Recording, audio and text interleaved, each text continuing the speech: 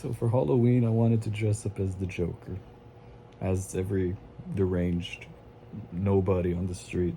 They just want to dress up as the Joker. Oh, I'll dress up as the Joker. It'll be cool. I wanted to go to work as a Joker, and I work at a police department. Yeah, so with my friends, we went to watch Joker 2, the new one with Lady Gaga, Lady Gaga. And I heard the Joaquin Phoenix would come out, and then he came out. I was like, oh, the successful blockbuster hit Joker 1, the one that came out in 2019 before the pandemic and everything. That was a great movie. Amazing movie. Chef's kiss is all over the place. And that's what was good at Joker 1 with Joaquin Phoenix. And then we get Joker 2. After 2019 to 2024, a lot has happened in the political climate, in the social environments, everywhere, right?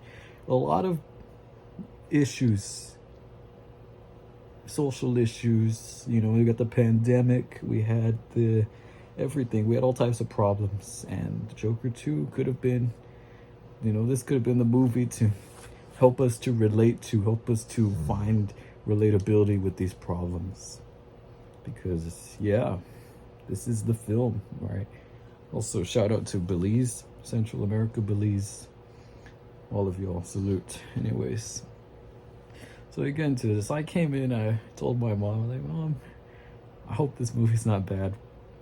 But, I'll just say, I like to say these type of things to lower expectations. That way I don't get disappointed. Well, I was very disappointed. I didn't even know that this type of disappointment existed. I'm going to be very graphic here. Have you ever waited for, like, a handy, and then you never got it? That's what happened. This whole film, it literally, it's like eating, it's like you go to Little Caesars, fucking shit-ass Little Caesars. You go to fucking get a pizza, best pizza ever. You open the box, and literally, it's just a roach that gets in your nibble and bites it. Because that's what happened in this film. Fucking disappointment. Even my dog is crying. That's how fucking sad we are, because this was a fucking shit. So let me run it down. Spoilers. I don't care if there's spoilers. The Joker fucking dies. It's not even the Joker. Joaquin Phoenix died. A nobody stabs him. A nobody. A random background character at the end. After a whole film of build-up. And the film had very good build-up from beginning to almost the end. Not exactly the end, because at the end, that's where everything just fucking... They queefed on you. Not even a good queef. It was a 90-year-old's queef. A 90-year-old lesbian. And sorry for this graphic imagery. I'm just very disappointed. The movie had a lot of meme potential, because with the memes, there's a lot of... It could have been a Sigma movie in the sense where Arthur Fleck, Joker, Joaquin Phoenix, well, he was the Joker, but I'll get to that in a bit.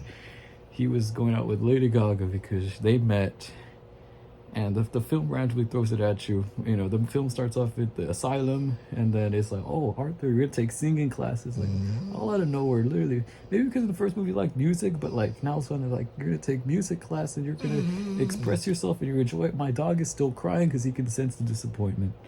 So... takes the music classes, then he sees Lady Gaga, and then she's like, I've idolized you, I've always watched you, and you're always the Joker to me. And okay, shit, well, there we go. They're building up the Riz. He's rizzing her, she's rizzing him. They literally do the naughty in the prison cell, and she sets the prison on fire, and they could break free, but no, they go back to prison, which, okay, they're still building character. Arthur Fleck has a trial which will determine whether he gets the death penalty or not. And that trial, the whole movie, it takes place in, not the whole movie, but the entirety of the film, you'll be in a courtroom for most of it. So if you already don't like court movies, then it's not for you. But because it was Joaquin Phoenix's Joker, it was entertaining to see. Because the great thing about Joaquin Phoenix's Joker is the psychotic episodes, the schizophrenic episodes that you get to see, because the director includes those particular scenes to show you his downward spiral into insanity. And that's what's very impressive with the Joker does those, when the new, with the Arthur Fleck one, with the Joaquin Phoenix, that they show that decline. And in this film, that was very one of the big parts for it. When I heard that this film was a musical, I scoffed. I was like, man, I hate musicals. Music's good, but I don't like musicals. Keep that in the fucking radio, not a film. And every time there was a music scene, it was over dramatized to the point where it's like, nah, just tone it down.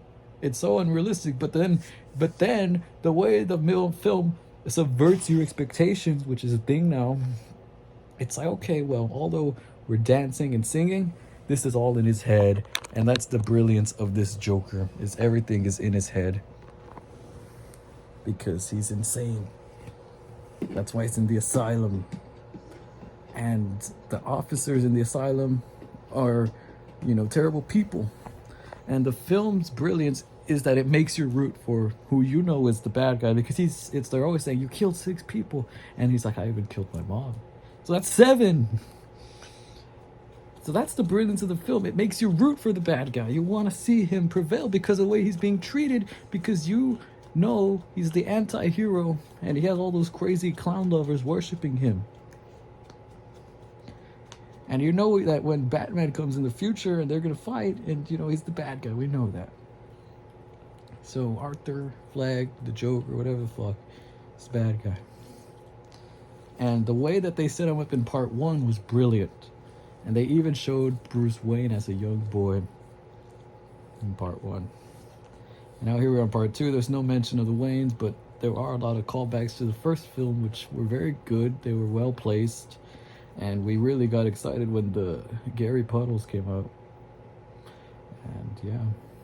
So most of the film was set in court, and as each day in the court went by, Arthur slowly fell into the insanity that we all love of his Joker. He just fell into it, and the officers, they were being assholes, and it was starting to set in right. Everything was starting to come into play. But also on the side, you had the romance between Lady Gaga and Joaquin Phoenix, which it was done well. But then there was a lot of musicals, and throughout the musicals, she would always stab him or do a gun or do something to subvert the expectations, because maybe they're trying to tell us something. To say don't trust her. A lot of people say don't trust her, but they liked each other a lot. They did. So we continue with that. Okay, let's see what else happens. And to be fair, it's just continuing the same thing. The movie just shows more of the insanity, and the build-up is great. They had something going there. The build-up for all this, and you would see, you wanted Joaquin Phoenix to get revenge on everybody. And now I feel bad for Joaquin Phoenix himself, because he didn't get that revenge, and he's going to get revenge on the script writers who are milking his amazing performance in part 1 for this shit show in part 2. Right now it's not a shit show because it's very good, but all of a sudden at the end, that's where they just fucking threw all that shit out the window. For what? For a cheap hand job, essentially. Like, I don't even know. They threw away a amazing marriage of 5 years for a hooker. And I hate to be so graphic. I really do. I feel so bad to be this graphic, but the movie keeps building up, and then Arthur's insanity eventually makes him to go like, I'm not the Joker. I'm just myself. But people want him to be the Joker, right? People want him to be the Joker. Oh, you're the Joker, oh, you're not. So throughout the whole movie, there's this debate whether he is the Joker or he is himself. And he eventually gets depressed because I guess they killed his friend in prison, but his friend was a fucking faggot. Oops, bad word. And yeah, so he's like, I'm not the Joker. And then Lady Gaga gets pissed and doesn't want to talk to him again. And then the romance that they built in the entire film, she kills it because she's like, you're not the one I fell in love with. Like, now it's turning into a whole breakup thing, and every type of guy would be able to relate to this scene. But then, what happened? Now we're at the end of the film. I fast forward a lot, right? Because it's all about the build-up, but the end of the film is what makes you be like, all this was for nothing. Literally, all of this was for nothing. And I'm not a DC fan. I'm not a Marvel fan. I don't watch these movies.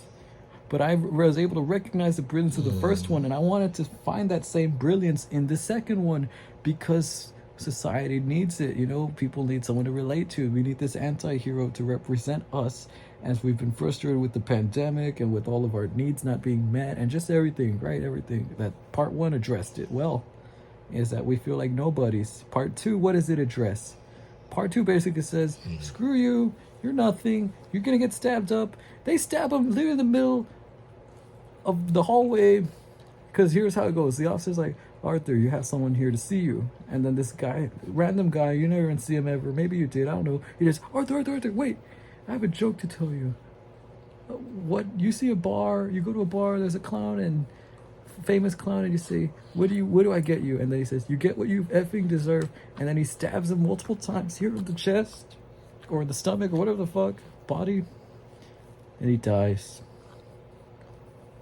Slow death to make you get pissed at every second. But why? Why do this when you establish such an amazing what could have been in part one? Part one had people comparing or ranking Jokers and saying Joaquin Phoenix could be the best Joker behind Heath Ledger. And part two, you know, literally says, no, Joaquin Phoenix is the best Joker that could have been, but he's not actually the Joker now. We're going to have this random guy no one's ever heard about, and no one's ever going to talk about him again. No one's ever going to say shit about this random-ass guy that stabbed him up for no reason. Just to play with your little emotions, because these people, they see you all as a joke. They see all these movie viewers, they see you all as a joke. They see you all as someone they could just milk for fucking money. And I made that mistake of buying these tickets. I should have looked up some spoilers. Had I known that, I wouldn't have gone. I would have stayed here in my room and watched part one with my dog. Right? Look at that dog. But this dog is sad because he can sense the disappointment. Like, I felt mad. I don't even feel mad anymore. I don't even feel sad. I feel tugged at. Can't explain it because this is crazy. What now? Why do this? What satisfaction do these sadistic people get from making this? What type of satisfaction are they gonna get from this?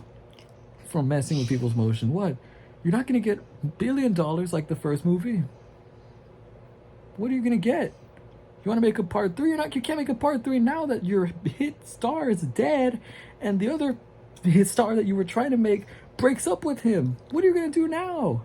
Nothing. What are we gonna do? People are gonna be complaining on the internet now, and no one's gonna want to rewatch this movie. And if anyone does, whatever. But what have you done? Why do this? For what? For what satisfaction are you doing this?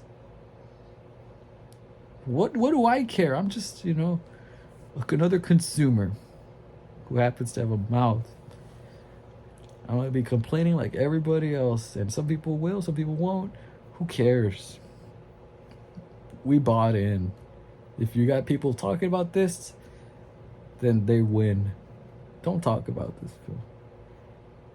It's not even, just say it's not canon and just ignore it. Treat it like how y'all treat the Star Wars new trilogy and how y'all treat Darwin P. Kid 4. They don't exist because they just shit on everything. Cannot believe this, Joker. The joke's on us. The joke is on us.